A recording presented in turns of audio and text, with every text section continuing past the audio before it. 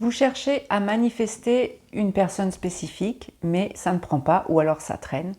Et vous arrivez à peine à avoir un message de temps en temps, mais il n'y a rien qui fonctionne comme vous aimeriez. Pourtant, vous affirmez toute la journée que cette personne ne pense qu'à vous, ne rêve que de vous, que vous êtes en couple, que tout va bien, etc., etc. Donc, qu'est-ce qui se passe? Il se passe la plupart du temps que vous n'avez pas une assez bonne estime de vous, donc pas un assez bon self-concept, c'est-à-dire qu'une part de vous doit penser, consciemment ou non d'ailleurs, que peut-être cette personne, elle est trop bien pour vous, que vous n'êtes pas assez jolie, assez grande, assez tout ce que vous voulez physiquement, qu'il y a sûrement plein d'autres gens dans son entourage qui valent beaucoup mieux que vous n'êtes pas assez intelligente, pas assez cultivée, que cette personne, peut-être, si elle s'en rend compte, eh ben, de toute façon, ne voudra jamais être avec vous, et vous la mettez sur ce qu'on appelle un piédestal par rapport à vous. Déjà, c'est une mauvaise pioche parce que c'est vous et vous qui êtes au centre même de votre vie, qui décidez ce que vous désirez, et si vous estimez déjà d'emblée, dès le départ, que vous ne méritez pas cette personne, inutile de vous dire que ça ne va pas le faire.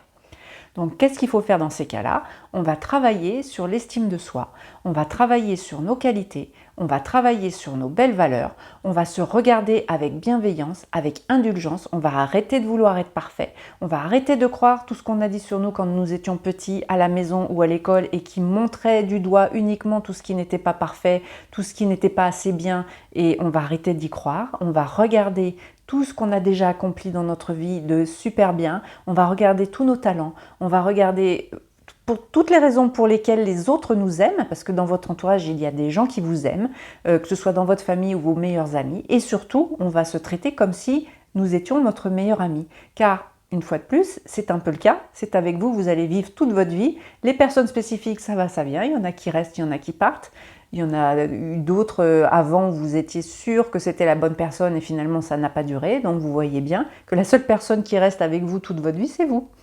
Donc vous allez vous parler avec la même bienveillance et le même amour que si vous parliez à votre meilleure amie. Inutile de vous dire que vous ne dites pas toute la journée à votre meilleure amie qu'elle est moche, qu'elle est bête, qu'elle n'est pas intelligente, qu'elle devrait franchement se cultiver et faire un régime. Enfin, je ne pense pas que vous lui disiez ça parce que sinon... Bon, enfin bref.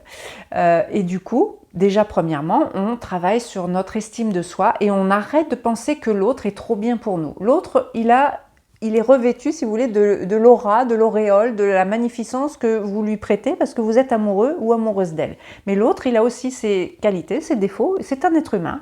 Il n'est ni mieux ni moins bien que vous, il est au moins au même niveau. Donc mettez-vous déjà minimum au même niveau. Il ne s'agit pas d'être au-dessus et de rabaisser tout le monde, il s'agit juste de vous aimer suffisamment pour savoir que vous méritez n'importe quelle personne qui vous plaît. Ensuite, vous allez revisiter votre passé amoureux, votre passé relationnel en général et voir s'il n'y a pas des choses qui se répètent. Est-ce que en amour, par exemple, quand vous avez vécu des histoires, est-ce que ça s'est toujours fini à peu près de la même façon? Si oui, de quelle manière? Qu'est-ce qui s'est passé? Il y a des choses qui se répètent. Et on regarde quoi? Est-ce que, par exemple, la personne a fini toujours par partir avec quelqu'un d'autre, donc vous vous êtes retrouvé trahi, trompé ou ce genre de choses? Est-ce que vous vous êtes arrangé? Des fois, on s'arrange inconsciemment pour saboter la relation parce que on pense ne pas mériter de vivre heureux, donc on fait toujours à un moment donné la bourde que l'autre avait dit non mais ça va pas être possible. Donc des fois c'est ça, hein, tout simplement, on sabote parce qu'on a tellement peur d'être quitté que le fait de provoquer la rupture, bah, ça nous soulage, c'est contre-intuitif mais regardez bien comment ça se passe. J'ai tellement peur, ça m'angoisse tellement qu'on me quitte une fois de plus, si jamais c'est ça votre problématique et ce qui s'est déjà passé dans le passé, j'ai tellement peur que ça se reproduise, j'ai tellement peur que l'autre s'en aille, qu'il s'aperçoive que je ne vaux rien, que je préfère prendre les devants et décider du moment où ça va se produire en faisant la chose rédhibitoire pour lui. Comme ça, ça y est, je n'ai plus d'angoisse, c'est fait, j'avais bien raison de penser que ça arriverait de toute façon, donc aïe. On passe à autre chose, j'avais raison, je sais que la personne m'a encore quitté, et de toute façon, alors que c'est vous qui êtes à l'origine. Hein. Tout ça, c'est des mécanismes plus ou moins conscients, mais c'est intéressant de regarder. Ensuite, vous allez regarder dans le couple de vos parents ou de vos grands-parents, enfin des personnes qui ont été très proches de vous, qui vous ont élevé par exemple, comment ça s'est passé aussi. Est-ce qu'il y a eu des divorces? Est-ce que dans le transgénérationnel, ces choses-là se répètent? Est-ce qu'il y a des divorces à répétition? Est-ce qu'il y a des tromperies à répétition? Est-ce que un des deux du couple s'en va pour toujours les mêmes raisons, genre, je sais pas moi, il y a un des deux qui est alcoolique et l'autre finit toujours par partir, et vous tombez toujours sur des personnes qui vont avoir des addictions, par exemple. C'est pas forcément l'alcool, mais ça peut être n'importe quelle addiction. Ça peut être l'addiction au sport, au travail, à l'alcool évidemment. Enfin, vous voyez ce genre de choses. Regardez s'il y a des choses qui se répètent dans votre transgénérationnel, et regardez du coup que cela ne vous appartient pas. Ce n'est pas votre histoire. Vous répétez ça parce que ça fait partie des choses avec lesquelles vous avez grandi. Vous avez imprimé inconsciemment qu'une relation normale, ça se passe comme ça. Parce qu'il n'y a que ça que vous avez vu. Bien sûr qu'on se base sur ce qu'on a connu quand on était enfant, et également sur ce qu'on nous a dit sur l'amour. Est-ce qu'on vous a dit que l'amour, de toute façon, ça finit jamais bien? Est-ce qu'on vous a dit que les hommes sont tous pareils, ils font toujours ça? Ou les femmes, oh mon Dieu, les femmes, elles sont toutes les mêmes aussi, elles finissent toujours par je ne sais pas ce qu'on vous a dit. Et ça, en tant qu'enfant, vous prenez pour argent comptant. Vous imprimez ça, surtout si dans la réalité, vous voyez bien qu'effectivement, papa est parti, ou maman a quitté papa, et pour un autre homme, ou ce genre de choses. Donc du coup, vous n'avez pas confiance dans l'autre sexe, dans la relation amoureuse. Donc tout ça, ça se travaille, ça se regarde, et au moins ça se détecte. Après, pour s'extraire un petit peu de ce fonctionnement-là, effectivement, tout simplement, vous vous dites que ce n'est pas votre histoire. Vous vous dites que vous méritez, vous, de sortir de ce schéma répétitif, parce qu'encore une fois, vous n'y êtes pour rien. Ce n'est pas parce que vos parents ont vécu ça, ou même vos grands-parents ont vécu ça, que vous êtes obligé de le répéter. Et vous êtes peut-être la personne qui est venue ici pour justement changer cet ordre-là, l'ordre des choses comme ça au sujet de l'amour, au sujet du couple. Vous êtes peut-être la personne qui va enfin briser cette chaîne répétitive. Donc ça peut être une façon de voir et de dire oui, mais moi je ne vivrai pas ça. Ce n'est pas mon histoire. Rappelez-vous, ce n'est pas votre histoire. Je vais essayer de faire court parce qu'on est déjà à 7 minutes. Donc l'estime de soi. On regarde dans notre passé ce qui s'est répété dans nos histoires et on essaie de déterminer pourquoi ça se passe toujours de la même façon. Est-ce que j'ai tellement l'angoisse d'être abandonnée que je provoque moi-même l'abandon? Est-ce que j'ai tellement peu d'estime de moi que je pense toujours que la personne va finir par partir et que je ne vois rien? Tout ça, ça se travaille. Et en dernier recours, vous pouvez également voir un thérapeute, évidemment, parce que c'est pas facile de s'extraire tout seul de ce genre de schéma et de fonctionnement, puisque la plupart des schémas sont donc inconscients.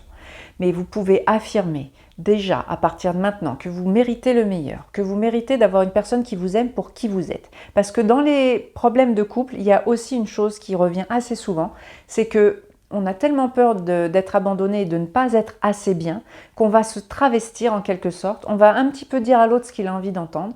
On va ne pas vraiment être soi-même parce qu'on pense que ce qu'on est, nous, tout simplement, ça n'est pas assez. Donc on va lui faire croire, c'est pas toujours conscient, c'est pas toujours de la manipulation, ça part d'une bonne intention. Si la personne, par exemple, que vous convoitez vous dit moi, c'est super important pour moi d'avoir des soirées avec mes potes sans ma copine, c'est très important parce que mes potes sont très, très importants pour moi, on fait des choses qu'on ne peut pas faire quand on est en couple, donc pour moi c'est super important, et que bah non, c'est pas comme ça que vous voyez les choses, mais vous dites oui, oui, oui, oh là là, il n'y a pas de problème, moi je suis tout à fait d'accord, alors que c'est pas le cas.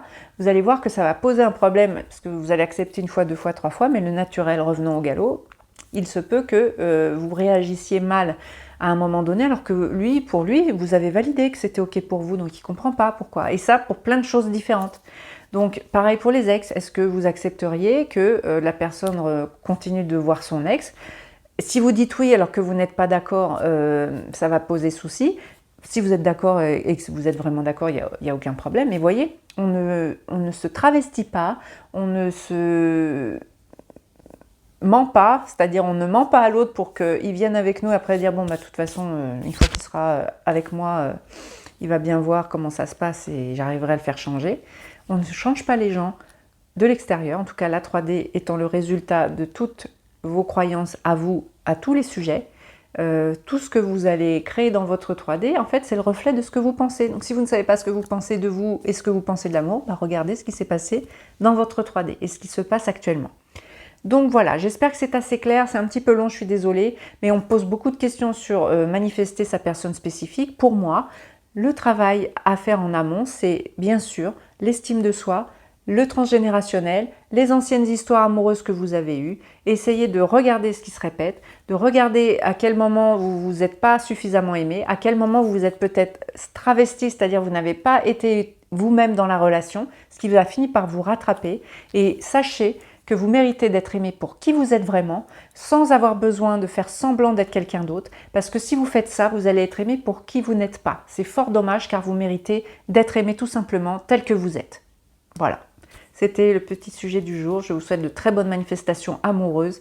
Ayez confiance en vous, vous méritez vraiment d'avoir une vie belle sur tous les plans. Ciao!